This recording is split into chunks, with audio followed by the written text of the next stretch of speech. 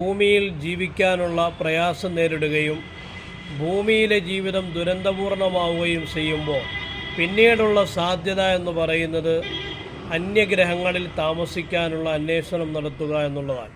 അതിൻ്റെ ഭാഗമായി ഭൂമിയല്ലാത്ത മറ്റ് ഗ്രഹങ്ങളിൽ താമസിക്കാൻ മനുഷ്യർക്ക് യോഗ്യമാണോ എന്നും അവിടെ പച്ചപ്പുണ്ടോ എന്നും അന്വേഷിക്കുകയാണ് ശാസ്ത്രലോകം.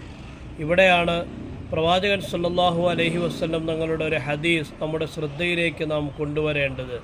ഭൂമിയിലിരുന്നു കൊണ്ട് അന്യഗ്രഹമായ സ്വർഗത്തിൽ ഒരു ചെടി നടാനുള്ള വിദ്യ പ്രവാചകൻ സല്ലല്ലാഹു അലൈഹി വസല്ലം തങ്ങൾ പഠിപ്പിക്കുന്നുണ്ട്.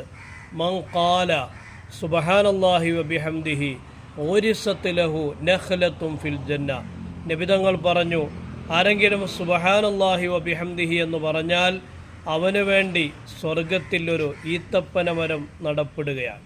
ആയതിനാൽ വിശ്വാസികളെ സംബന്ധിച്ചിടത്തോളം ധാരാളമായി പറയേണ്ട ഒരു വാക്കാണ്, ഒരു ദിക്റാണ് സുബ്ഹാനല്ലാഹി വബിഹംദി.